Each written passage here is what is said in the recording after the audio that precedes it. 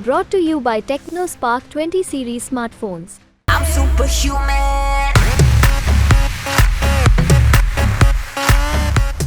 दिल्ली से हिमाचल के मंडी तक एक बार फिर से पप्पू वाला बयान ने तहलका मचा दिया है, जिस पप्पू को लेकर बीजेपी के बड़े बड़े दिग्गज नेता हमला किया करते रहे हैं। जिस पप्पू के बहाने कांग्रेस आरोप लगाती रही कि छवि खराब करने का एक नया तरीका बीजेपी के पास है, उसी पप्पू को एक बार फिर से बॉलीवुड अभिनेत्री से नेता बनने चली 12वीं फेल कंगना रनौत ने जगा दिया। 11 अप्रैल को एक चुनावी कार्यक्रम में एक भाषण दिया, जिसमें विक्रमादित्य सिंह पर तीखा हमला बोला। कंगना रनौत ने कहा कि एक बड़ा पप्पू है दिल्ली में, लेकिन हमारे यहां पर भी एक छोटा पप्पू है। कंगना रनौत ने आरोप लगाया कि विक्रमादित्य सिंह ने कहा है कि वो गौमांस खाती हैं और उसके पास एक वीडियो है, वो वीडियो दिखाता क्यों नहीं है। ये कंगना रनौत ने चैलेंज किया, साथ में पप्पू वाला बयान भी दे दिया।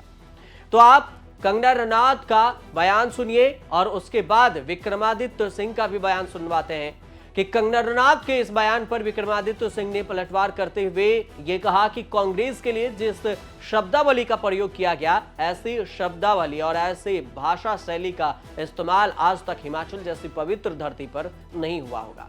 आप मुंबई में क्या खाती हैं, क्या पीती हैं, ये हिमाचल प्रदेश के मुद्दे नहीं है। आप मंडी के लिए क्या करना चाहती हैं, इस पर बात करें। कि बड़ा पप्पू है दिल्ली में, लेकिन हमारे यहाँ पे भी एक छोटा पप्पू है। वो कहता है कि मैं गौमांस खाती हूँ और उसके पास एक वीडियो है, तो वो वीडियो दिखाता क्यों नहीं है? उसके पास कोई तो इस चीज का प्रमाण होगा कि उसने मुझे गौमांस खाते हुए कहां देखा। कोई रेस्टोरेंट का बिल होगा, कोई फोटो होगा, कोई इंटरव्यू होगा। झूठा और एक नंबर का पलटूबाज है ये छोटा पप्पू। लेकिन आप इससे उम्मीद ही क्या कर सकते हैं जब इसका सीनियर बड़ा पप्पू कहता है कि हमें शक्ति का विनाश कर देना है।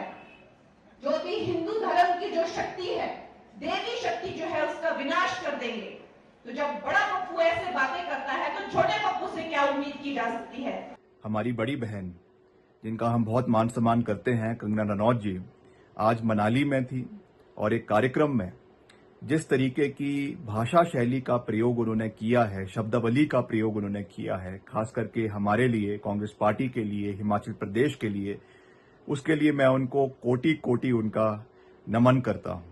आज तक इस तरीके की भाषा शैली का प्रयोग हिमाचल जैसी पवित्र देवभूमि में नहीं हुआ होगा।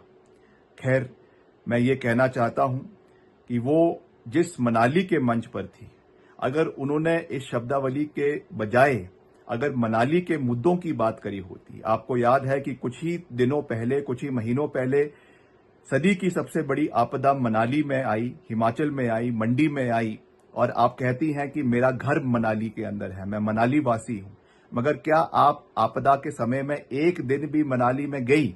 अब सवाल ये उठता है कि आखिर पप्पू तक ये विवाद पहुंचा कैसे। दरअसल पिछले हफ्ते कांग्रेस नेता विक्रमादित्य ने कंगना रनौत को कैंडिडेट बनाने पर सवाल खड़े किए थे। उन्होंने सोशल मीडिया पोस्ट पर लिखा था कि हिमाचल की देवी देवताओं का पवित्र स्थल रहा हिमाचल प्रदेश देवभूमि है, जहां गोमांस का सेवन करने वाले चुनाव लड़ रहे हैं। यहां हमारी संस्कृति के लिए चिंता का विषय है, जिसका राजनीति से कोई सरोकार नहीं है। और इसके लिए विक्रमादित्य ने कंगना रनौत के 5 साल पुराने पोस्ट का हवाला दिया, जिसमें कंगना रनौत ने लिखा था कि बीफ और दूसरा कोई मीट खाने में कोई बुराई नहीं है। कंगना रनौत ने सोशल मीडिया के जरिए विक्रमादित्य को जवाब भी दिया। 8 अप्रैल को किए अपने पोस्ट में कंगना रनौत लिखती हैं कि वो बीफ या किसी भी रेड मीट को नहीं खाती हैं। यह बहुत ही शर्मनाक है कि मेरे बारे में बिना बात के अफवाह फैलाई जा रही है। कंगना रनौत ने विक्रमादित्य से गोमांस वाले बातों का सबूत भी मांगा।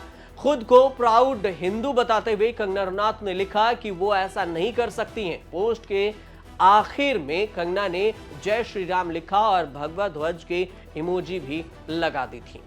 गोमांस विवाद पर कंगना ने सिर्फ सोशल मीडिया पर ही नहीं जवाब दिया, बल्कि वह जब मुंबई से लौटकर आई थी, मंडी जा रही थी, तो मनाली में सभा की, तो इस दौरान उन्होंने पप्पू वाले बयान के जरिए विक्रमादित्य पर सॉलिड अटैक भी किया और यह भी कहा कि वो फिल्मों को भी हीरो लेस बना चुकी हैं, यानी कि फिल्मों में हीरो को खत्म कर चुके हैं, हीरोइन से ही काम चलाते हैं। कंगना रनौत का उद्धव ठाकरे और बॉलीवुड के कुछ चुनिंदा लोगों के साथ भी विवाद किसी से छिपा नहीं है।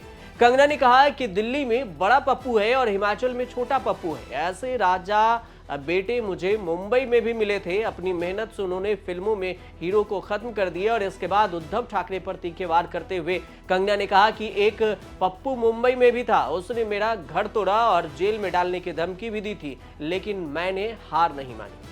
आपको बता दें कि बीजेपी ने मंडी सीट से कंगना रनौत को अपना प्रत्याशी बनाया है, तो वहीं प्रतिभा सिंह के मैदान से हटने के बाद कांग्रेस पार्टी विक्रमादित्य सिंह को यहां से उम्मीदवार बना सकती है।